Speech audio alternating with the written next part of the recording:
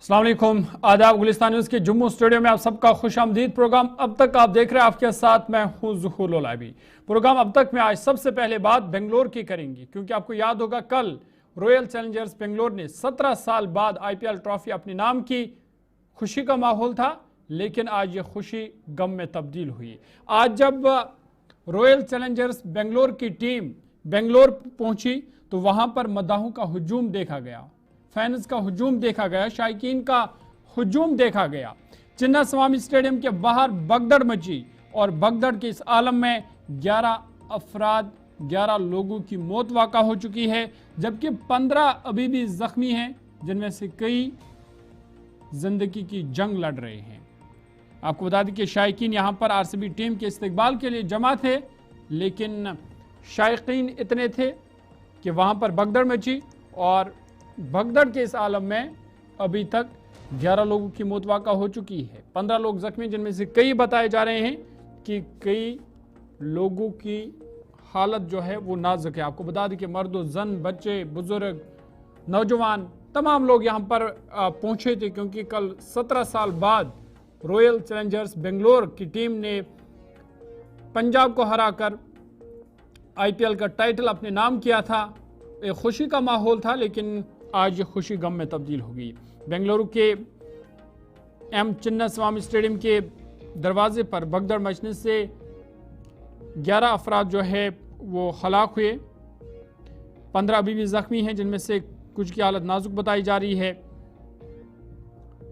जहां RCB की team ने कल IPL टाइटल जीता, उसके बाद हज़ारों शायकीन रॉयल चैलेंजर्स बेंगलोर की टीम की एक झलक देखने के लिए यहाँ पर जमा हुए थे। RCB की IPL जीत के मौका पर मुनक़दा तकरीब में शिरकत के लिए हुजूम स्टेडियम के दरवाज़ों की तरफ बढ़ने के बाद भगदड़ के नतीजे में जानों के ज़िया के बाद जश्न का मूड जो है वो अफसोसनाक हो गया। हुकाम की जानिब से अगरचे हलाक होने वाले और ज़ख्मियों के नाम और दीगर तफसीलात का इश्तराक करना भी बाकी है, लेकिन ज़ख्मियों को फिलहाल करीबी अस्पताल पहुँचाया गया है। तीन की हालत बताई जा रही है कि तशवीशनाक है।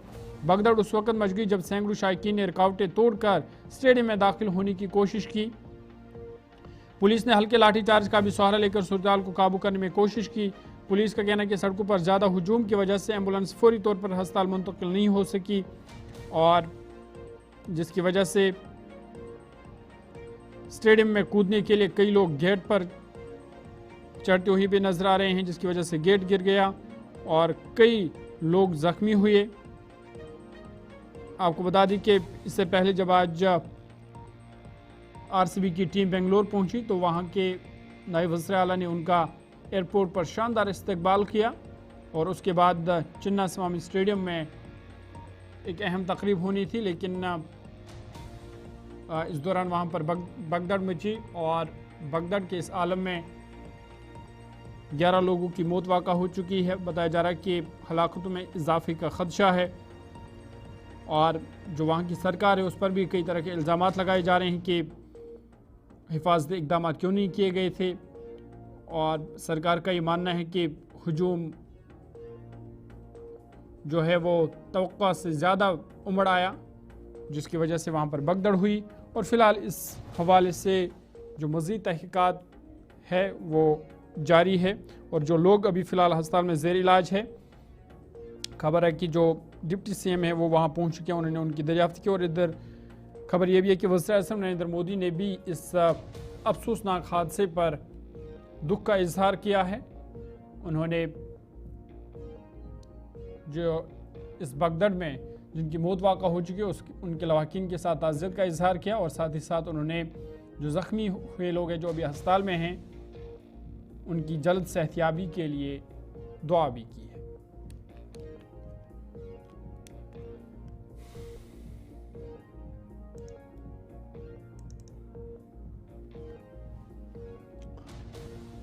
आगे बढ़ते और एक बड़ी खबर की बात करते हैं, और आपको बता दें कि कास्ट सेंसस का मामला कई सालों से मौजूए बहस है, लेकिन अब इसको हरी झंडी दिखा दी गई है और ज़ात पर मबनी मरदमशुमारी की तारीख तय कर ली गई है।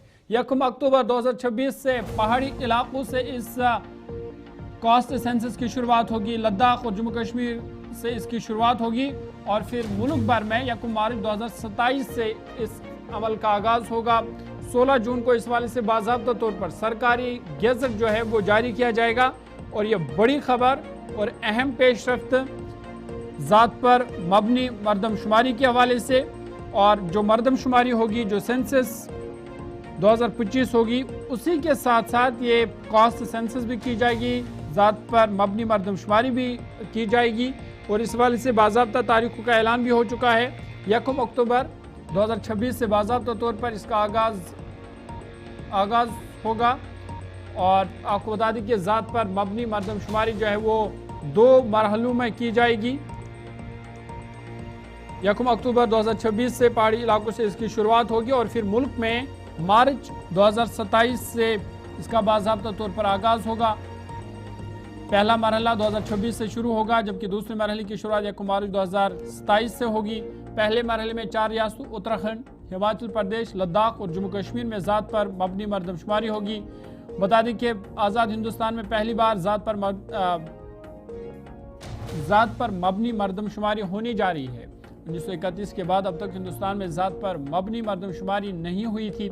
हालांकि मुल्क में हर 10 साल पर मरदमशुमारी कराई जाती है। 2011 में आखिरी बार मरदमशुमारी कराई गई थी। उसूलन मरदमशुमारी 2021 में होनी थी, लेकिन कोरोना वबा की वजह से नहीं हो सकी। इस बार की ज़ात पर मबनी मरदमशुमारी में डिजिटल तरीके को भी अपनाया जाएगा। डिजिटल इस्तेमाल से वक्त की बचत होगी और दुरुस्तगी में भी इजाफा होगा। तकरीबन 3 साल में ज़ात पर मबनी मरदमशुमारी के अमल को मुकम्मल कर लिया जाएगा। वैसे मरदमशुमारी में आमतौर पर 5 साल का वक्त लगता है। हिंदुस्तान की मरदमशुमारी एक्ट 1948 और मरदमशुमारी कानून 1990 के दफात के तहत की जाती है। 2011 की मरदमशुमारी 2 मरहलों में की गई थी। आज़ादी के बाद 1951 से 2011 तक 7 बार और हिंदुस्तान में कुल 15 बार मरदमशुमारी की जा चुकी है। मरदमशुमारी में अक़लियती दर्ज फ़हरिस्त ज़ातों और दर्ज फ़हरिस्त कबाइल को शुमार किया जाता है, लेकिन दीगर ज़ातों को शुमार नहीं किया जाता। काबिल ज़िक्र है कि मुल्क में काफ़ी दिनों से अपोजिशन और ख़ास तौर से कांग्रेस की जानिब से ज़ात पर मबनी मरदमशुमारी का मुतालबा किया जा रहा था। 30 अप्रैल को वज़ीर-ए-आज़म मोदी हुकूमत ने ज़ात पर मबनी मरदमशुमारी कराने का फैसला किया और अब हतमी तारीख का ऐलान भी कर दिया गया है। ऐसे में इस बात का कभी इम्कान है कि ज़ात पर मबनी मरदमशुमारी के बाद मुल्क का सियासी ढांचा तब्दील हो जाएगा। इसका बराह रास्त असर असम्बली और पार्लिमानी हल्कों में भी देखने को मिलेगा। इसलिए मालूम हो सकेगा कि किस असम्बली और पार्लिमानी हल्के में किस ज़ात की कितनी आबादी है। ज़ात पर मबनी मरदमशुमारी का असर सियासत पर भी पड़ेगा। साथ ही ज़ात पर मबनी एदाद शुमार आने के बाद हुकूमत पर रिजर्वेशन के हद में इजाफे का दबाव भी होगा, लेकिन फ़िलहाल इसकी तारीख तय कर दी गई है और बाज़ाब्ता तौर पर 2 मरहलों में ये जो मरदमशुमारी होगी, जो सेंसस होगी, उसी के साथ साथ कास्ट सेंसस भी होगी। और 1 अक्टूबर 2026 से पहाड़ी इलाकों से शुरुआत होगी, जम्मू कश्मीर और लद्दाख से। उसके बाद मुल्क में 1 मार्च 2027 से इसका बाज़ाब्ता तौर पर इस अमल का आगाज़ होगा और इस तरह से पूरे मुल्क में ज़ात पर मबनी मरदमशुमारी की जाएगी।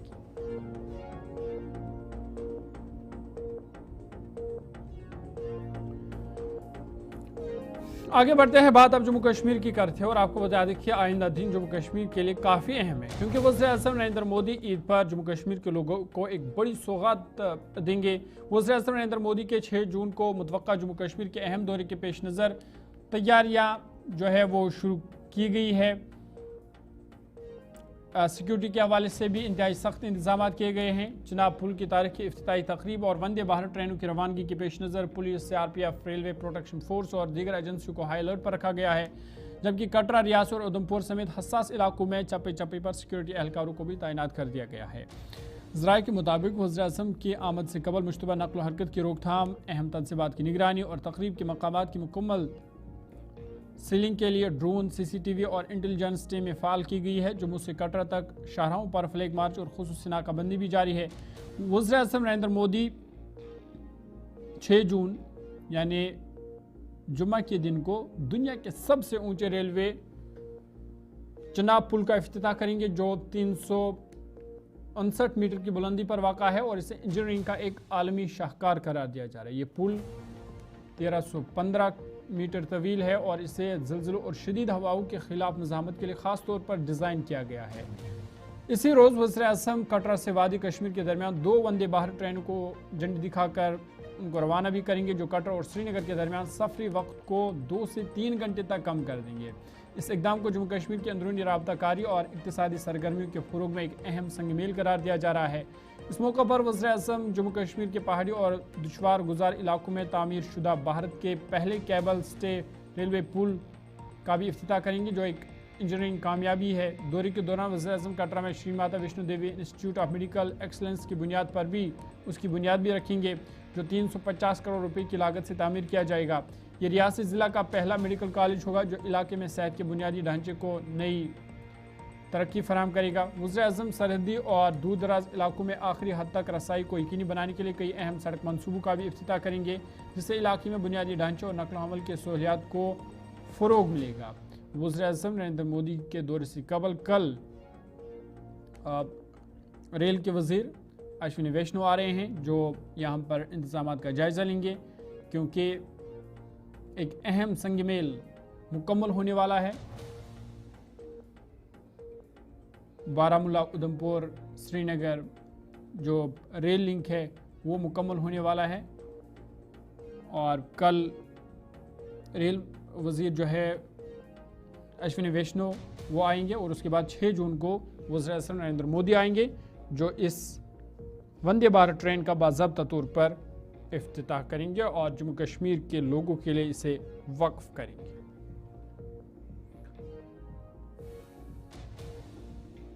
आगे बढ़ते हैं, इधर वज़ीर तालीम सेहत और समाजी बहबूद सकीना इतू ने कहा कि रेल दिल्ली से कश्मीर का राब्ता कश्मीर के लोगों का एक दरीना ख्वाब था, जो कि अब पूरा हो रहा है, और इस रेल राब्ते से न सिर्फ यहाँ के अवाम लोगों को फ़ायदा होगा, बल्कि यहाँ के ताजरों और दीगर शोबों से वाबस्ता लोगों को भी काफ़ी फ़ायदा मिलेगा।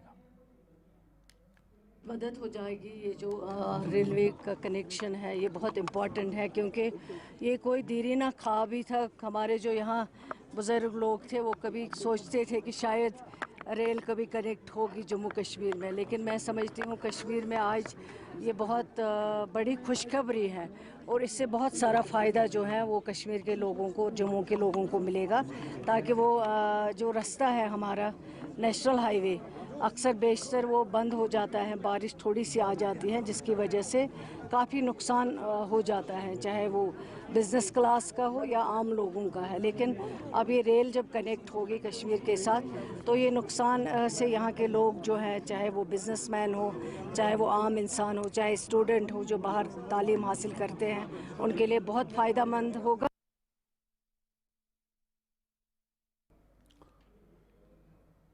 जम्मू कश्मीर पीपल्स कॉन्फ्रेंस के चेयरमैन और रुकन असम्बली हंदवारा सज्जाद गनी लोन ने रिजर्वेशन मामले पर कहा कि जो तब्दीलियाँ की गई है वो जानबूझकर की गई है, ताकि एक मखसूस तबके से ताल्लुक़ रखने वालों को बेख्तियार किया जाए।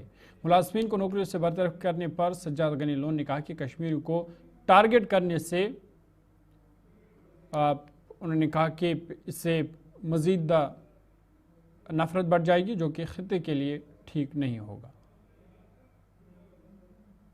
कश्मीर खित्ते में और जो ये पीस की मैं बात करता हूँ, mark my words, reservation is intricately linked to it, because reservation is a process to disempower a certain ethnic group.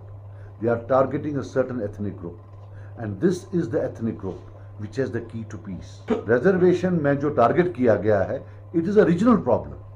Jammu versus Kashmir, it is not within Kashmir. चलिए नहीं आता है, मैं नहीं आऊँ, फिर जो हमारे रिजर्व हैं वो आए, वो भी नहीं आ रहे हैं, क्योंकि आपका एक खित्ता, मैंने प्रूव किया है स्टैटिस्टिकली असेंबली में, आपका एक खित्ता प्रोविंस है, वहां 80% रिजर्व, 80% आर रिजर्व. तो ये क्या करेंगे? मुझे नहीं, I will be, it will be 8th wonder of the world if they come up with something. But as I have said in that tweet, they will come either with something ambiguous or they will set up a committee to examine what this committee said, and that committee will then set up another committee. आपको समझ आई नहीं, सो committee में committee, उससे ज़्यादा मुझे नहीं लग रहा है. टर्मिनेशन पिछले 30 साल से चलती आ रही है, हर सरकार ने की, न तब कुछ इससे हुआ न आज कुछ होगा. तब भी कशीदगी बढ़ी इससे और आज भी बढ़ेगी. मैं एक चीज़ बताना चाहूँगा कि किसी को निशाना बनाए बगैर मेरी रिक्वेस्ट है कि जो ये कश्मीरी को टारगेट किया जा रहा है, जब तक ये कश्मीरी खुश नहीं रहेगा, यहाँ कभी साउथ एशिया में अमन नहीं आ सकता। Time has come to recognise that the primary part, that the most important factor or the variable in this entire is Kashmir, an unhappy Kashmir. और इन चीज़ों से एलिनेशन बढ़ती है, इससे कोई मदद नहीं होता। ये पहले भी हुआ है, ये आज पहली बार नहीं हुआ है। गवर्नर रूल में हुआ, पिछले गवर्नर रूल में हुआ, पिछली जो हुकूमतें थी उनमें भी हुआ कि जब मैं पावर में था तब मैं भूल गया, अब मैं पावर के बाहर हूँ, अब मुझे याद आ गई। It's true for every. Member parliament Aga Ruhullah Mehdi की सदारत में आज सर्किट हाउस पुलवामा में देशा मीटिंग का इनकाद किया गया, जिसमें deputy commissioner Pulwama, member assembly Rajpura, member assembly Tral, member assembly Pampore और जिला के दीगर अफसरान भी मौजूद थे। मीटिंग इख्ताम होने के बाद आगा रुहुल्ला ने मरकज़ी हुकूमत की तनकीद करते हुए कहा कि आज भी मुल्क के मुख्तलिफ हिस्सों में कश्मीरी नौजवानों या दीगर ताजरों को कश्मीरी और मुसलमान होने पर हरासा किया जा रहा है और हुकूमत इस तरह के वाक़ात पर खामोश है, जो कि काबिल अफसोस और काबिल मज़म्मत है। आपने अभी बताया, मैं अभी मीटिंग से निकला हूँ, अभी आपने बताया तो इसके क्रेडेंशियल्स चेक करके और एक माहौल जो आपको पता ही है जम्मू कश्मीर के लोगों के खिलाफ, बिलखुसूस कश्मीर के लोगों के खिलाफ कैसे बनाने की कोशिश की गई थी राइट विंग के ज़रिए, आरएसएस के ज़रिए। इस पहलगाम में जो इंसिडेंट हुआ उसके बाद, और बहुत सारी जगहों पे, देहरादून में भी, उत्तराखंड में, दिल्ली में या चंडीगढ़ में भी इस तरह के इंसिडेंट्स आपने देखे। ज़्यादातर हिंदुस्तान के लोगों ने इस तरह की साजिशों का या इस तरह के हालात को धकेला, उसको कबूल नहीं किया। मगर एक जो राइट विंग है, आरएसएस, बीजेपी, जो उनका इकोसिस्टम है, उनने अभी भी इस पैटर्न पे जो है काम करना बंद नहीं किया है। कश्मीरियों को कश्मीरी होने के लिए और कश्मीरी मुसलमान होने के लिए तो वो दुश्मन समझते हैं और उनको असॉल्ट भी करते हैं, हमला भी करते हैं, न सिर्फ उनकी जान पे, कश्मीर के हुकूक पे भी। तो ये एक इकोसिस्टम का एक पूरा पैटर्न है, इकोसिस्टम की एक पॉलिसी है, जिसमें बीजेपी एक जमात है जो हाकिम है, उनके पास एडमिनिस्ट्रेशन है, जो ये होने देना चाहती है। और ये रोकने के लिए मुझे नहीं लगता कि इस हुकूमत से कोई नहीं रोकना चाहिए। तो आपको गवर्नमेंट से भी सवाल पूछना चाहिए, उनको रोकना चाहिए और पता करना चाहिए कि टर्मिनेशन की क्या वजह है, किन वजूहात पे टर्मिनेट किया गया और टर्मिनेट करने की अथॉरिटी किसके पास। ये अब साफ होना चाहिए, क्लियर होना चाहिए कि इस रियासत में टर्मिनेशन की अथॉरिटी, डिसीजन मेकिंग की अथॉरिटी किसके पास है, पावर सेंटर कौन है, ये क्लैरिटी आनी चाहिए। मिलना चाहिए, जितनी जल्दी मुमकिन हो सीडीएफ मिलना चाहिए, ताकि वो भी अपने इलाकों में काम करे, जो उन्होंने वादे किए हैं लोगों के साथ वो पूरा करे। लद्दाख आगे बढ़ते हैं। Jammu Kashmir Peoples Democratic Party की जानिब से आज पांथा चौक श्रीनगर में एक रोज़ा कन्वेंशन का इनकाद किया गया, जिसमें पार्टी के सीनियर रहनुमा महबूब bag, Ghulam Nabi loan हांजोरा, advocate Abdul Haq Khan समेत वर्करों की खास तादाद ने शिरकत की। कन्वेंशन से खिताब के दौरान पीडीपी रहनुमाओं ने नेशनल कॉन्फ्रेंस को सख्त तनकीद का निशाना बनाया और कहा कि इक़्तिदार के 7 माह के दौरान हुकूमत अवामी मसाइल हल करने में मुकम्मल तौर पर नाकाम रही है। इस मौका पर पीडीपी के तर्जुमान ज़ुहैब मीर ने मीडिया से बात करते हुए कहा कि उमर सरकार लोगों की मुश्किलात हल करने में नाकाम साबित हुई है। उन्होंने कहा कि जो वादे नेशनल कॉन्फ्रेंस ने अपने मंशूर में किए थे, वो वादे अभी तक भी पूरे नहीं हुए हैं। महबूब बेग साहब, जनरल सेक्रेटरी और महकमा सेहत क्यों त्रुटि। देखिए, इसका मेन पर्पस ये था कि हम अपने लोगों से बातचीत करना चाहते थे, उन्हें ये एहसास दिलाना चाहते थे कि जिस तरीके से पिछले इलेक्शन में वोटिंग हुई 2024 में अक्टूबर में, जो रिज़ल्ट आया, उसके बाद नेशनल कॉन्फ्रेंस ने सरकार बनाई और ये भी काफ़ी दुखी है कि अभी 8 महीने हो चुके हैं और कोई भी कार्रवाई नहीं की गई। जो मैनिफेस्टो में उन लोगों ने लिखा था, जैसे 12 सिलेंडर के बारे में, 1 लाख नौकरियों के बारे में, 200 यूनिट बिजली के बारे में, पीएसए जो इतने सारे नौजवानों पे लगा हुआ है उनके बारे में, या 370 के बारे में, इन्होंने कोई काम नहीं किया। तो लोग सारे परेशान थे, यहाँ पे लेडीज थी, जेंट्स थे, नौजवान थे जो अनएम्प्लॉयड है, वो यहाँ पे आए थे और वो एक हिसाब से इज़हार यकजहती और at the same time protest के हिसाब से आए थे कि नेशनल कॉन्फ्रेंस ने हमारा कोई काम नहीं किया और हमें इसके बारे में कुछ ना कुछ करना चाहिए। देखिए, नेशनल कॉन्फ्रेंस अगर किसी तंजीम से मिलती है तो वो उसके पीछे कोई मुफाद होता है। जब पीपल्स डेमोक्रेटिक पार्टी किसी तंजीम से मिलती है तो उसके पीछे सिर्फ और सिर्फ लोगों की डेवलपमेंट के लिए, लोगों के हुकूकों के लिए सबसे पहले उसके बारे में हम लोग मिलते हैं। अभी महबूब बेग साहब, महबूबा मुफ्ती साहिबा, महबूब बेग साहब मिले एलजी से। ये इसलिए मिले ताकि कश्मीरी पंडित्स जो है, जिनको नेशनल कॉन्फ्रेंस ने, बीजेपी ने सिर्फ इस्तेमाल किया है अपने वोट बैंक के लिए और कुछ नहीं किया, उनको वापस लाने की किस तरीके से हमारी तरफ से, हमारी पार्टी की तरफ से कोशिश की जा सकती है, उसके बारे में हम मिले। पब्लिक सेफ्टी एक्ट में बाइसरन वाले जो इंसिडेंट हुआ पहलगाम का, और ये जो सिक्योरिटी लैप्स की वजह से इंसिडेंट हुआ, उसकी वजह से जो इतने सारे नौजवानों को इस टाइम पे पीएसए लगाया जा रहा है, डिटेंशन में रखा जा रहा है, उसकी वजह से उनको वापस लाने की और जहां पे अंडर ट्रायल्स है उनके बारे में बात करने के लिए, उनको वापस लाने के लिए हम एलजी साहब से मिले। हम एलजी साहब से मिले इसलिए ताकि जो रोजमर्रा की जिंदगियों में परेशानियां हैं लोगों की, उसके बारे में ठीक कर सके। इनके पास इतना बड़ा मैंडेट है नेशनल कॉन्फ्रेंस के पास, लेकिन फिर भी they are not doing anything. BJP Jammu Kashmir unit के जनरल सेक्रेटरी अशोक कोल ने जम्मू कश्मीर सरकार को हद तनकीद बनाते हुए कहा कि नेशनल कॉन्फ्रेंस की हुकूमत ने 8 महीनों के दौरान ज़मीनी सतह पर कोई काम नहीं किया। उन्होंने कहा कि हुकूमत सिर्फ मुलाजमों का तबादला करती है, ऐसा लगता है कि ये तबादला सरकार है। उनका कहना था कि वज़ीर-ए-आज़म नरेंद्र मोदी 6 जून को वंदे भारत ट्रेन का इफ्तिताह करके कश्मीर को एक बहुत बड़ी सौगात दे रहे हैं। अशोक कोल ने ज़िला अनंतनाग में एक मीटिंग की सदारत के बाद नामा निगारों से बातचीत के दौरान इन बातों का इजहार किया।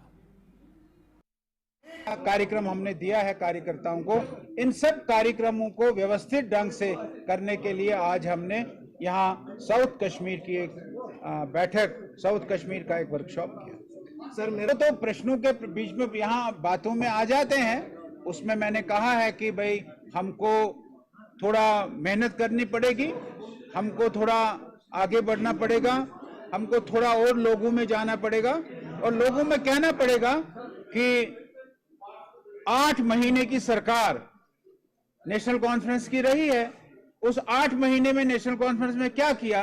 केवल एक ही रोना रो रहे हैं कि हमको स्टेटहुड दे दो। स्टेटहुड मिलेगी, वो तो कहा है प्राइम मिनिस्टर ने भी, होम मिनिस्टर ने भी, लेकिन चीफ मिनिस्टर, उनकी मिनिस्ट्री, उनका जो सारा निजाम है वो उनके पास है, उसमें हमको नहीं लगता है कोई प्रगति, कोई तरक्की, कोई बदलाव उन्होंने दिखाया है। इसीलिए मैंने कहा कि ये जो हो रहा है ये केवल और केवल, आज रोज अखबार खोलो तो 4 की ट्रांसफर पर, 5 की ट्रांसफर, 10 की ट्रांसफर, 50 की transfer, lecturer transfer, teacher transfer, agriculture के लोग ट्रांसफर, हॉर्टिकल्चर के लोग ट्रांसफर, यही दिखाई देता है। ये ऐसा लगता है कि ये ट्रांसफर की सरकार बनी है और कोई काम इनके पास रहा। SSP traffic city Srinagar Ajaz Ahmad ने ट्रैफिक से मुतल्लिक इतलात और रहनुमा खतूत को आवाम तक बरवकत पहुँचाने के लिए एक मीडिया सेल के क़याम का ऐलान किया है। मीडिया से गुफ्तगू करते हुए उन्होंने कहा कि ट्रैफिक पुलिस की जानिब से मुनक़्क़द की जाने वाली तमाम प्रेस कॉन्फ्रेंसें, सेमिनार या दीगर प्रोग्राम आवाम के लिए जारी की जाने वाली एडवाइजरीज अब मीडिया सेल के ज़रिए फराहम की जाएगी। उन्होंने कहा कि ईद उल अज़हा के पेश नज़र ट्रैफिक के मुमकिन दबाव को मद्देनज़र रखते हुए खुसूसी इंतज़ाम भी किए गए हैं। उन्होंने यकीन दिलाया कि त्यौहार के दौरान ट्रैफिक की रवानी को यकीनी बनाने के लिए हर मुमकिन कोशिश जारी रहेगी। मीडिया सेल को हमने इसलिए क्रिएट किया, सबसे पहले तो मैं आप लोगों का शुक्रगुजार हूं कि आप हमारी एक कॉल पे यहाँ जमा हो गए और मेरी जो मैसेज थी वो पब्लिक तक पहुँचाने के लिए आप आए। हमारा जो मीडिया सेल है इसमें हमने जो एक लिंक प्रोवाइड की है मीडिया, इलेक्ट्रॉनिक मीडिया और प्रिंट मीडिया के साथ, जिससे हम अपनी जो इन्फॉर्मेशन होगी रिलेटेड टू ट्रैफिक वो हम लोगों तक पहुंचाना चाहते हैं। हमारा जो आउटरीच लोगों का है वो बढ़ेगा। आपकी जो व्यूवरशिप है वो तो ज़्यादा है, ग्राउंड लेवल पे है। आज लोग ज़्यादातर Facebook, social media and other media जो होता है वो यूज़ करते हैं।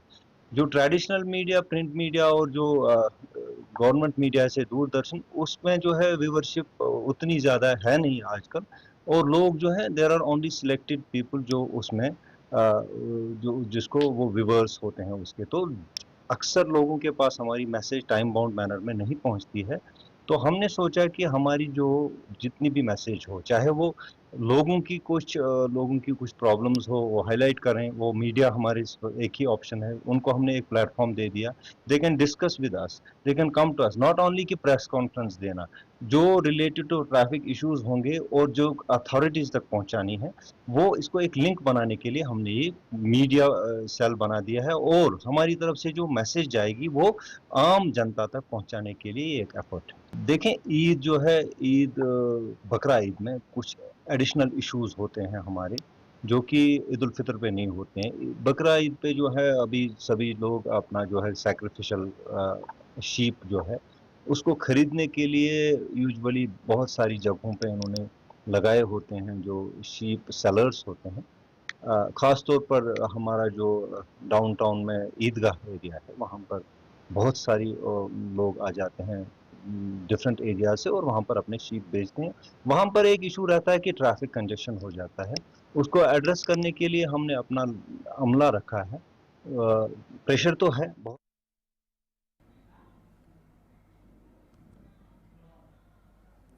आगे बढ़ते हैं। जम्मू कश्मीर की तारीख में पहली बार श्रीनगर की मलिहा हारिस और कश्मीर के 2 दीगर तालिबात ने मुल्क के बावकार IIT JEE एडवांस इम्तिहान में कामयाबी हासिल करते हुए इंडियन इंस्टीट्यूट ऑफ टेक्नोलॉजी में दाखिला हासिल किया है।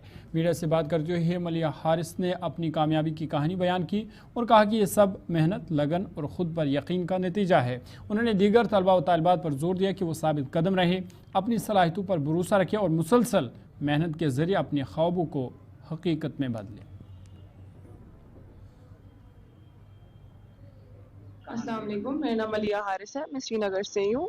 मैंने रिसेंटली JEE एडवांस क्वालिफाई किया है। मैं गर्ल्स टॉपर थी कश्मीर से इस साल और कल हमारा रिजल्ट आया था। तो ऑब्वियसली मैं बहुत ज़्यादा खुश और कंटेंट हूँ उसके, और स्पेशली क्योंकि पहली बार हुआ कि कश्मीर से गर्ल्स जा रही हैं IIT, 3 लड़कियाँ जा रही हैं।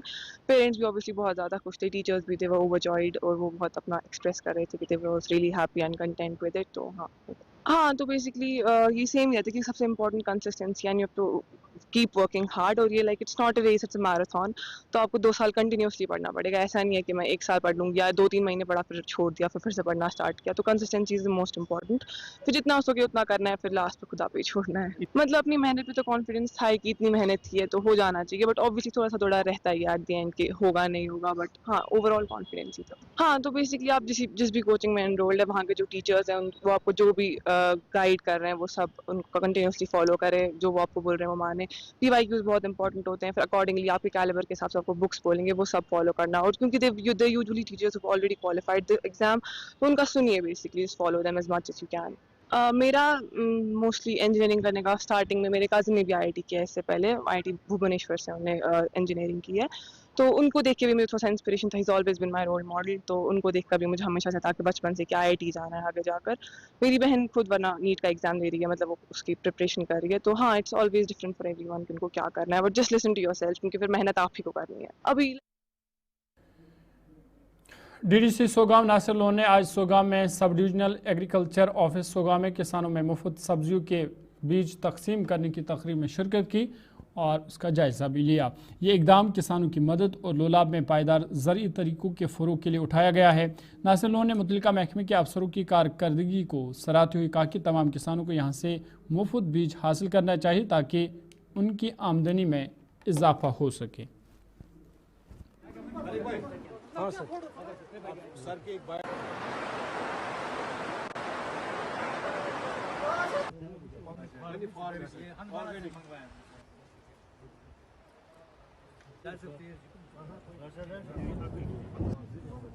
सोगाम सब डिवीजन ऑफिस जो है एग्रीकल्चर का, यहाँ पे फ्री ऑफ कॉस्ट सीडलिंग्स की डिस्ट्रीब्यूशन थी और उसके साथ और इंटरेक्शन थी, बहुत अच्छी रही।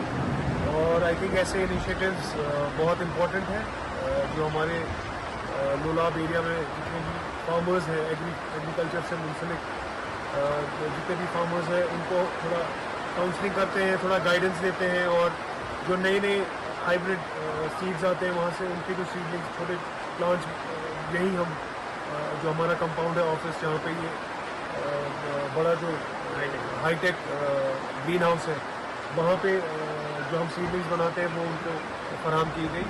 और आई थिंक बहुत अच्छा इनिशिएटिव है और हमारा डिपार्टमेंट हमेशा कंटिन्यूसली कोशिश करता है कि ऐसे इनिशिएटिव्स लिए जाएं ताकि जो है यहाँ के लोगों को फ़ायदा मिल सके। इसके आगे भी मैं इंशाल्लाह उम्मीद करूँगा कि इशफाक साहब जावेद साहब जो है थोड़ा और इनिशिएटिव्स लें और जो नई वेजिटेबल्स आई है, जो थोड़ा एग्जॉटिक वेजिटेबल्स हैं, उनके बारे में भी फार्मर्स को यहाँ इंकरेज करें ताकि यहाँ। ज़िला तरक्याती कमिश्नर पूंछ विकास कुंदल ने आज महकमे कबायली उमूर के अफसरान के साथ एक आला सतही इजलास की सदारत की, जिसमें 15 जून से 30 जून तक ज़िला भर में मुनक़्क़द होने वाले धरती आबा जन जातिया अभियान आगाही व फ़ायदा सिचुएशन कैंपों की तैयारियों का जायज़ा लिया गया। DC पूंछ विकास कुंदल ने इस बात पर जोर दिया कि धरती आबा जन जातिया अभियान के तहत मुनक़्क़द होने वाले यह आगाही फ़ायदा सेचुरेशन कैंप कबायली बरादरी की फलाह बहबूद के लिए नहायत ही अहम है। उन्होंने मुतल्लिका महकमों को हिदायत दी कि वो बाहमी ताउन से काम करते हुए स्कीमों से मुतल्लिक मालूमात की मौसर तशहीर को यकीनी बनाए ताकि ज़्यादा से ज़्यादा मुस्तहिक अफराद इनका फ़ायदा उठा सके। इजलास में मुख्तलिफ सरकारी स्कीमों जैसे सेहत, तालीम, रोज़गार और समाजी तहफ़्फ़ुज़ से मुतल्लिका सहूलियात को कैंपों में दस्तयाब कराने पर भी जोर दिया गया। आबा जनजातीय ग्राम उत्कर्ष अभियान स्कीम है, उसकी सेचुरेशन के लिए ट्राइबल पॉपुलेशन में जो हमारी स्कीम्स की वेरियस स्कीम्स हैं उनकी सेचुरेशन के लिए 15 जून से लेकर 30 जून तक एक पूरे डिस्ट्रिक्ट में हर पंचायत में ये प्रोग्राम चलेगा। उसी कैंपेन को फॉर्मली हमने लॉन्च कर दिया है, उसके प्री कैंपेन फेज़ में, जिसमें हम स्कीम के बारे में, उस कैंपेन के बारे में सबको बता रहे हैं। उसी के बारे में ये मीटिंग की गई और इसमें जो 17 डिपार्टमेंट्स है गवर्नमेंट ऑफ इंडिया की, उसकी 25 इंटरवेंशंस हैं, उनकी अपनी सेचुरेशन सारी ट्राइबल पॉपुलेशन में करनी है ताकि उनकी होलिस्टिक डेवलपमेंट हो पाए। इसमें वेरियस डिपार्टमेंट जैसे एग्रीकल्चर डिपार्टमेंट है, पावर डिपार्टमेंट है, हमारा जो रूरल डेवलपमेंट डिपार्टमेंट है, हमारा एग्रीकल्चर वेलफेयर डिपार्टमेंट है, इन सभी की स्कीम्स हैं। और जो इंडिविजुअल बेनिफिट्स हैं जैसे आपका राशन कार्ड हो गया, PMAY हाउस हो गया, डोमिसाइल सर्टिफिकेट्स हो गया, इस तरीके की भी सर्विसेज को हम सेचुरेट करेंगे। ये 15 से लेकर 30 जून तक हर पंचायत में की जाएगी। और मैं आपके माध्यम से भी पूरी डिस्ट्रिक्ट की आवाम को ये मैसेज देता हूँ कि इस कैंपेन में बढ़ चढ़ पार्टिसिपेट करें ताकि ये कैंपेन जो है। MLA पटन जावेद रियाज बेदार ने आज KGBV स्कूल बोरन पटन का दौरा किया और स्कूल इंतजामिया को हिदायत दी कि तालीमी इदारे की बेहतर और मौसर कारकर्दगी को यकीनी बनाया जाए। ये स्कूल रिहायशी तर्ज पर कायम किया गया है जिसमें 100 तालिबात के लिए क़याम की सहूलियत मौजूद है। ताहम इस वक्त यहाँ सिर्फ 29 तालिबात ज़ेर तालीम है और स्कूल सिर्फ डे स्कूल के तौर पर काम कर रहा है, जबकि हॉस्टल की सहूलियत दस्तयाब होने के बावजूद इस्तेमाल में नहीं लाई जा रही है। मुकामी लोगों ने सवाल उठाया कि जब स्कूल में मुकम्मल इंफ्रास्ट्रक्चर मौजूद है तो फिर इसे बोर्डिंग स्कूल के तौर पर क्यों नहीं चलाया जा रहा है। मज़ीद ये कि 3 उसातिज़ा की दीगर ज़ोनों में तैनाती की वजह से स्कूल की तालीमी सरगर्मियाँ मुतासर हो रही है। MLA जावेद रियाज बेदार के मुदाखलत का मकसद इन मसाइल को हल करना और स्कूल के नज़्म नस्क को बेहतर बनाना है ताकि तालिबात को मयारी तालीम और मुकम्मल सहूलियात फराहम की जा सके। उन्होंने लोगों को यकीन दिलाया है कि उनकी शिकायत का जल्द ही अजाला किया जाएगा। हाँ, यहाँ बुरन में हमारा एक कस्तूरबा केंद्रीय विद्यालय है, एक girls primary school, middle school है 1 to 8 क्लासेस तक, तो उसको देखने आए थे। वो रेजिडेंशियल स्कूल है, इस एरिया का मेरे ख्याल में पहला रेजिडेंशियल स्कूल है। अब थोड़ा बहुत नॉन फंक्शनल है। उनके स्टाफ से बात हो गई, उनके जो जोनल एजुकेशन अफसर है उनके साथ टेलीफोन पर बात हो गई कि कैसे वो इसको बेहतर करे, कैसे बच्चियों को वहाँ अट्रैक्ट करे। सबसे बड़ी बात यह है कि एक्सक्लूसिवली यहाँ स्टाफ भी वीमेन है, फीमेल स्टाफ है, टीचर्स भी फीमेल स्टाफ है और कुक्स वगैरह का भी इनका यहाँ खातिर खा, लेकिन बच्चे आ नहीं रहे हैं। अब कोशिश है इनको बताया गया कि कैसे आप इनको बच्चों को यहाँ इस स्कूल की तरफ मुतवज्जा करें, क्योंकि बोर्डिंग स्कूल है। काफ़ी लोगों को इसकी खबर भी नहीं है इलाके में कि यहाँ एक बोर्डिंग स्कूल भी है, ख़ासकर बच्चियों का स्कूल है। तो मुझे उम्मीद है कि आने वाले दिनों में इसकी हालत बेहतर हो जाएगी और मुतलका अफसर। ईद उल अज़हा के पेश नज़र आज ज़िला इंतज़ामिया बारामूला ने मार्केट चेकिंग मुहिम चलाई ताकि अशा खुर्दनोश की कीमतों को काबू में रखा जा सके। इस मुहिम में जम्मू कश्मीर पुलिस, महकमा उमूर सार्फिन और तकसीम कारी, फूड सिविल सप्लाईज़ और दीगर मुतल्लिका इंतज़ामी के अफसरों ने शिरकत की। मुहिम के दौरान दुकानदारों को मनमाने नरखों पर अशया फरोख्त करने पर सख्ती से खबरदार किया गया, जबकि अवाम को यकीन दिलाया गया कि बाज़ारों की निगरानी का अमल ईद तक जारी रखा जाएगा ताकि नाजायज़ मुनाफाखोरी और महंगाई पर काबू पाया जा सके।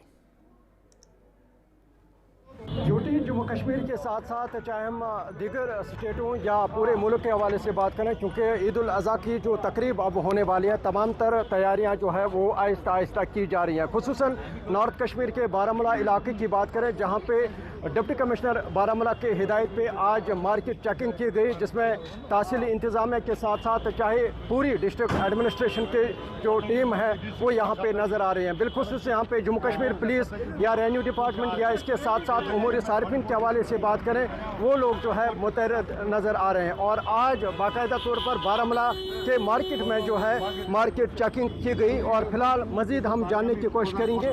सर, आपका बहुत बहुत शुक्रिया टाइम देने के लिए। आज जो मार्केट चेकिंग की गई यहाँ पे मार्केट में, तो क्या पाया गया? देखिए, आज जो हमारी जो जॉइंट टीम्स है जो ऑलरेडी कॉन्स्टिट्यूट हो चुकी है डिस्ट्रिक्ट एडमिनिस्ट्रेशन की तरफ से, जिसका खुद मॉनिटर कर रहे हैं वर्दी ड्यूटी कमिश्नर बारामूला, तो जिसमें हमारे रेवेन्यू डिपार्टमेंट है, हमारी कंसर्न पुलिस स्टेशन बारामूला है, फूड सेफ्टी ऑफिसर है, एमसी है और हमारा फूड डिपार्टमेंट है। हम देख रहे हैं मार्केट में कि किसी जगह कोई वायलेशन मत हो रही है। जो भी रेट्स है वो जो ऑलरेडी नोटिफाइड है उसमें कोई ऑफेंडर तो कोई नहीं कर रहा है। तो अगर अभी तक तो हमारे इस नोटिस में या हमने खुद आज जो मार्केट में देखा कि किसी भी जगह कोई शिकायत मौसूल नहीं हुई है। जो ऑलरेडी रेट्स है वो तो दे रहे हैं, वो तो देख रहे हैं ना, जहाँ पर जो भी रेट्स ऑलरेडी नोटिफाइड है। क्या आपको नहीं लगता है रेट जो है वो इस वक्त मार्केट में काफ़ी उरूज पे हैं, क्योंकि यहाँ पे लोगों को भी काफ़ी सारी दिक्कतों का रेट्स हम अपने गोश्त की बात की, जो रेट्स ऑलरेडी नोटिफाइड हो चुकी है, हम देख रहे हैं उसको भी कि किसी जगह मत कोई वायलेशन कर रहा है। अगर हमें लग रहा है कि कोई वायलेटर है, कोई वायलेशन कर रहा है, ठीक, उसके खिलाफ हम कार्रवाई कर रहे हैं। तो उससे हम मार्केट भी कर रहे हैं। इसी सिलसिले में आज हमने भी जॉइंट मार्केटिंग किया, जिसमें फूड DSO साहब हैं और फूड डिपार्टमेंट के पुलिस हमारे साथ थी। हमने डिफरेंट जो भी टाइप्स ऑफ शॉप्स, इनमें बेकरी वाले हैं, मीट वाले हैं, उनकी चेकिंग की, एक्सपायर कब हो रहा है और मज़ीद उस पर। ईद उल अज़हा के पेश नज़र पूंछ सुरनकोट इंतज़ामिया और बेपार मंडल की एक अहम मीटिंग मुनक़्क़द हुई, जिसमें कस्बा व गिरदोनवाह के ताजरों ने शिरकत की। मीटिंग की सदारत तहसीलदार सुरनकोट ने की, जबकि बेपार मंडल के सदर और दीगर अफसरान भी मीटिंग में मौजूद रहे। इस मौका पर तहसीलदार ने तमाम ताजरों से अपील की कि वो ईद के मौका पर अवामी मफाद को मद्देनज़र रखते हुए अशाई खुर्दनी मुनासिब और मुक़र्रर कीमतों पर फ़रोख्त करे। बेपार मंडल ने इंतज़ामिया को यकीन दिलाया कि तमाम दुकानदार नरखनामा आविज़ा रखेंगे। तल्लक हमने की है, इसमें जो ज़रूरी हदायत हैं मार्केट चेकिंग के लिए, और ये जो मंडी लगती है जानवरों की, उसकी देखभाल के लिए, और जो ज़रूरी इंतज़ामात हैं उन सब के लिए हमने एक कलेक्टिव मीटिंग की, जिसमें हमारे ऑफिसरान व सिविल सोसाइटी के लोग जो है शामिल हुए। इंतजामिया की तरफ से आज दाबंगला सुरनकोट में मीटिंग की गई, जिसमें उलमा हजरात के अलावा सिविल सोसाइटी और तमाम ऑफिसर्स को यहाँ पर बुलाया गया था। जो ईद के मुताल्लिक हमारी रिक्वायरमेंट थी वो हमारी तमाम जो है एडमिनिस्ट्रेशन के सामने हमने रखी है। जहाँ तक रेट्स का मसला है, एज ए व्यापार मंडल सदर हमने रेट्स जो है वो इशू कर दिए हैं। मीट, चिकन और जो मटन का रेट है वो रेट जो है वो डिस्ट्रिक्ट हेडक्वार्टर से आता है, वो रेट अभी कंफर्म नहीं हुआ है। 1-2 दिन में मुझे लगता है कल वो भी कंफर्म हो जाएगा, वो भी मार्केट में आ जाएगा। और जनरल रेट्स इस वक्त जो है फ्रूट्स वेजिटेबल्स के रखे गए। मेरी यही रिक्वेस्ट रहेगी तमाम दुकानदारों से कि जो व्यापार मंडल की तरफ से रेट लिस्ट इशू किया गया है, उससे अलावा कोई भी रेट जो है ना बेचा जाए, उसी रेट लिस्ट के ऊपर। आज ईद के मतलब यहाँ दाबंगला सुरनकोट में एक मीटिंग का एहतमाम किया गया, जिसमें हमारे जो तहसीलदार साहब है वो सदारत कर रहे थे। तो ईद का जो त्यौहार है वो 2 दिन के बाद यहाँ मनाने हम जा रहे हैं। तो ईद सबका साझा त्यौहार है और उसमें जो हमें Islamic university of science and technology Awantipora में 2 रोज़ा बिजनेस फेस्ट का एहतमाम किया गया, जिसमें तलबा की बड़ी तादाद ने शिरकत की। तकरीब का इफ्तिताह यूनिवर्सिटी के रजिस्ट्रार ने डीन एकेडमिक ऑफिसर्स और दीगर आला अहदेदारान की मौजूदगी में किया। मुंतज़मीन के मुताबिक इस बिज़नेस फेस्ट का मकसद छोटे कारोबारों को दरमियानी और बड़े पैमाने पर तरक्की देने की हिकमत अमलियों का जायज़ा लेना और उन्हें फ़रोग देना है। यूनिवर्सिटी में जो फोकस है वो न सिर्फ एकेडमिक्स और रिसर्च पे है, बल्कि एंटरप्रेन्योरशिप और स्किल डेवलपमेंट पे हद से ज़्यादा फोकस दिया जा रहा है। इसी के नतीजे में आप देख रहे हैं कि ये जो बिज़नेस फेस्ट यहाँ पे ऑर्गेनाइज हो रहा है, ये एक एनुअल अफेयर बन चुका है, जिसमें इस वक्त आप देख रहे हैं करीब 70 के आसपास जो हमारे अपने स्टूडेंट्स हैं, जो किसी गवर्नमेंट जॉब या किसी और जॉब में नहीं है, बल्कि उन्होंने एक अपना एंटरप्राइज शुरू किया है मुख्तलिफ डोमेन्स में, मुख्तलिफ सेक्टर्स में, और उनके लिए ये एक मौका है कि वो यहाँ पे आएँ और अपने स्टॉल्स के ज़रिए अपने प्रोडक्ट्स की वो नुमाइश करते हैं। इसके दो फ़ायदे हैं। एक तो पूरा मैसेज आ रहा है स्टूडेंट्स कम्युनिटी में कि सिर्फ गवर्नमेंट जॉब्स के पीछे आपको नहीं रहना है, बल्कि जिस तरह से आपकी जो तरबियत हो रही है, खासकर Islamic university of science and technology में, मुख्तलिफ डिपार्टमेंट्स में, मुख्तलिफ प्रोग्राम कोर्सेज़ के ज़रिए, तो वो थोड़ा सा कुछ हट के भी सोच सकते हैं। यहाँ से मेरी मुराद एंटरप्रेन्योरशिप की तरफ है कि अभी हमारे डीन एकेडमिक अफेयर्स ने बताया, ये जो बिज़नेस फेस्ट है ये एक एनुअल अफेयर बन चुका है IUST में, तो ये हर साल मुनक्कद होता है। तो इसके एक तो ये है कि इसके ज़रिए हम ये दिखाना चाहते हैं कि ये जो यूनिवर्सिटी है, हाउ IUST इज़ यूनिक, ये कैसे और इंस्टीट्यूशन से ऑफ हायर लर्निंग से डिफरेंट है, क्योंकि हमारा फोकस जो है वो न सिर्फ क्लासरूम टीचिंग में और जो नॉर्मल जो पढ़ाई दूसरी जगह होती है, बल्कि IUST का फोकस है एंटरप्रेन्योरशिप, सेल्फ रिलायंस और स्टार्टअप्स की तरफ। वादी कश्मीर में सयाहों की आमद दोबारा शुरू हो गई है। जैसे जैसे सयाह खूबसूरत वादी की जानिब लौट रहे हैं, मकामी कारोबारी तबके और होटल इंडस्ट्रीज़ में उम्मीद की नई किरण नजर आने लगी है। महकमे सयाहत की जानिब से भी सयाहों को मुतवज्जा करने के लिए कोशिशें तेज़ कर दी गई है, जिनमें सकाफती मेले और माहौलियाती सयाहत के इकदाम शामिल हैं, ताकि कश्मीर की कुदरती खूबसूरती और सकाफती वर्से को उजागर किया जा सके और सयाह फिर से वादी कश्मीर का रुख कर सके। अब्बास अली है जी। कहाँ से आया हो? उदयपुर राजस्थान से। मैं तो ये मैसेज देना चाहता हूँ कि देश में अमन अमान शांति कायम रहे। बहुत अच्छा माहौल है अभी यहाँ कश्मीर का। मैं सबसे अपील करता हूँ कि आप यहाँ पर आइए घूमने के लिए। सोनमर्ग बहुत अच्छी जगह है, पैराडाइज ऑफ अर्थ है जम्मू कश्मीर। बहुत मज़ा आया मेरे को यहाँ पर आके। यहाँ के लोग बहुत मोहब्बत वाले लोग हैं, बहुत अच्छे लोग हैं। सबसे मैं ये अपील करूँगा कि आप ज़रूर जम्मू कश्मीर आइए, एक बार विज़िट करिए। ये कहना चाहूँगा, ये डिबेट्स तो सब पॉलिटिक्स है, इट्स पॉलिटिक्स ओनली। बहुत अच्छा माहौल है, यहाँ कहीं भी कोई खतरा नहीं है, हर जगह सिक्योरिटी बराबर है, पुलिस है, आर्मी के लोग हैं, यहाँ के लोग बहुत अच्छे हैं। अहमदुल्लाह क्या सेफ है। जब हम आ रहे थे यहाँ पे बहुत ने बोला कि टिकट कैंसिल करवा दो, कैसा माहौल। इवन के हमारे बच्चे भी दो छोटे छोटे, एक 8 years एंड सेकेंड में like only 1 year old। So after that हमने सोचा कि जाए नहीं जाए and finally we decided we have to go now and we feel like okay now. Security भी एकदम गुड है और यहाँ का माहौल भी अच्छा है और वी एंजॉयड अ लॉट। बहुत अच्छे से पेश आ रहे हैं, मोहब्बत से पेश आ रहे हैं और मतलब वो बुला रहे, मतलब उनको लगता है कि हम दूर भाग रहे हैं तो सामने से बुला रहे कि आओ आओ आओ, like so we are happy. क्या मैसेज है कि अपने मुल्क के लिए लोगों के आने के लिए? किसी को भी डरने की ज़रूरत नहीं, जैसे हम भी आए लाइक बोल्ड होके, ब्रेव होके, तो आप लोग भी आइए। और यहाँ पे कोई भी टेंशन जैसा माहौल है ही नहीं, सब सेफ है और सिक्योरिटी एवरीथिंग इज ओके है। तो लाइक आप आ सकते हो और एंजॉय करिए।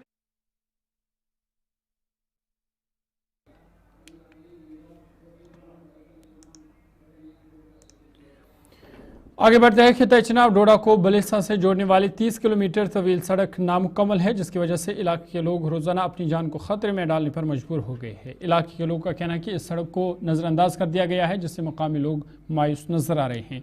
लोगों का कहना है कि इस इलाके के 2 MLA मेराजुद्दीन मलिक और दिलीप सिंह परिहार असम्बली में इस इलाके की नुमाइंदगी कर रहे हैं। सरकर्दा लीडरों के होने के बावजूद इलाके के बुनियादी ढांचे, खासतौर पर सड़क को नज़रअंदाज किया गया है। लोगों को उम्मीद है कि हुकाम इस मसले को तरजीह देंगे और सड़क को एक इंतहाई ज़रूरी अपग्रेड फराहम करेंगे। बलेसा के लोगों ने हुकाम से अपील की है कि सड़क को मुकम्मल किया जाए और इलाके के बुनियादी ढांचे को बेहतर बनाने के लिए फौरी कार्रवाई की जाए ताकि रिहायशों की हिफाजत और बहबूद को यकीनी बनाया जा सके।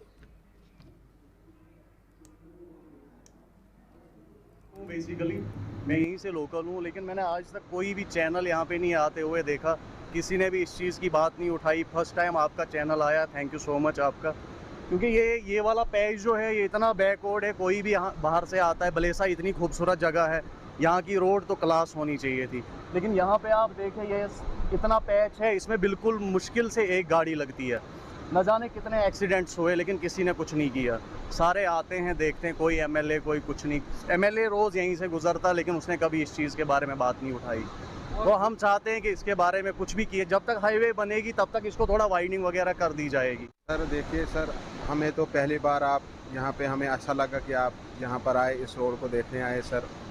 हम काफ़ी अरसे से, मैं बेसिकली ठाठरी से हूँ, हमारा रोज़ आने जाना यहाँ से रहता है सर। यहाँ से जो ये रोड है बलेसा की रोड सर, यहाँ पे बहुत एक्सीडेंट भी हुए हैं, बहुत कुछ आज तक हादसे भी हुए हैं, लेकिन इस रोड पर हमारे एमएलए जो हैं, बाकी जो भी हैं, इस पे किसी पे फोकस नहीं किया। हम यही कहना चाहेंगे कि इस रोड को ज़रा थोड़ा बहुत कुछ किया जाए, क्योंकि आप खुद देख लीजिए यहाँ पे कितनी मुश्किल होती है। देखिए अर्जुन जी, सबसे पहले गुलिस्तान और जेके मीडिया का धन्यवाद कि आप जो है यहाँ पे आए, और ये जो हमारा जो ठाठरी किलोतरान जो रोड है, जो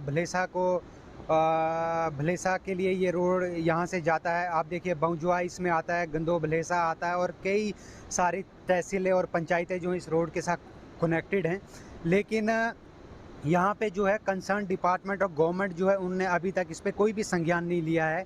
ये इतनी कंजेस्टेड रोड है, आए दिन आप देखते हैं कि यहाँ पे आए दिन एक्सीडेंट्स होते हैं, और ये हमारा एक भलेसा में कई टूरिस्ट प्लेसेस हैं, और टूरिज़्म को बढ़ावा अगर देना है तो सबसे पहले वहाँ का रोड जो है वो ठीक होना चाहिए। और रोड की बात करें हम, तो जब भी कोई एक गाड़ी आती है, दूसरी गाड़ी को पास करने में बहुत ज़्यादा तकलीफ मुश्किलात होती है। आप देख रहे थे, जैसे हम रास्ते में एक गाड़ी यहाँ से आती है तो दूसरी गाड़ी को पहले यहाँ पे रुकना पड़ता है। इसलिए हम सभी जो कंसर्न डिपार्टमेंट्स हैं और अपने एलजी साहब हैं और गवर्नमेंट जो है उनसे भी गुजारिश करेंगे कि इस रोड को थोड़ा सा वाइड किया जाए। इस रोड पे जितने भी डेरबिस साइड पे पड़ा हुआ है, इस रोड की जो एक्चुअल जो लेंथ और विड्थ है वो भी पूरी नहीं है। तो मैं आपसे गुजारिश करूँगा कि आपके चैनल के माध्यम से कि इस रोड को जो है हाईवे जब तक नहीं बनता है। सीआरपीएफ की 35 बटालियन की जानिब से बडगाम के सोईबुग इलाके में सिविक एक्शन प्रोग्राम के तहत तकरीबन 25 बच्चों को एक माह की कंप्यूटर तरबियत मुकम्मल होने पर असनाद उनमें तकसीम की गई। इस मौके पर बटालियन के CEO वैष्णो त्रिवेदी ने बच्चों को सर्टिफिकेट फराम किए। उन्होंने कहा कि यह तरबियत नौजवानों को बाइख्तियार बनाने और डिजिटल महारत फराम करने की जानिब एक अहम कदम है।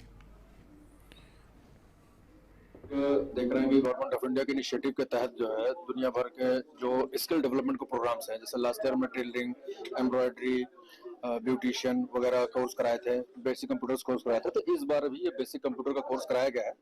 आजकल कंप्यूटर समाज के हर क्षेत्र में एक आवश्यक चीज बन चुका है, तो जो बच्चे कंप्यूटर का कोर्स बेसिक कर रहे हैं, आगे चल के एडवांस कोर्स करने में उनको हेल्प मिलेगा, और इस बेसिक कंप्यूटर कोर्स से वो अपने पढ़ाई से लेकर के अपने सेल्फ जो भी रोजगार करना चाहेंगे, कहीं सर्विस करना चाहेंगे, उसमें भी उनको हेल्प मिलेगा। इसी से रिलेटेड जो भी प्रोग्राम्स हैं जो स्किल डेवलपमेंट के और सिविक एक्शन प्रोग्राम में, जैसे मेडिकल कैंप वगैरह भी होते रहते हैं, क्रिकेट के जो एक कॉमन पॉपुलेशन है सबको मेन स्ट्रीम में जोड़ने की प्रयास हो रही है, और बच्चों को स्किल डेवलपमेंट का ट्रेनिंग दिया जा रहा है ताकि वो अपना, ये सरकार के खर्चे हो रहे हैं, अपना पैसा भी खर्च नहीं होगा और उनके अंदर स्किल भी डेवलपमेंट होगा, जिससे वो फ्यूचर में अपने रोजगार के और अपने पैरों पर खड़ा कर सके। हमें चलिए इसी के साथ आज तक के अब तक प्रोग्राम में मेरे साथ इतना ही। अपने मेज़बान ज़ुहरुल लाइबी को दीजिए इजाज़त, इस वादे के साथ कि आप खुश रहे, आबाद रहे। अल्लाह हम सब का हामी और नासिर हो।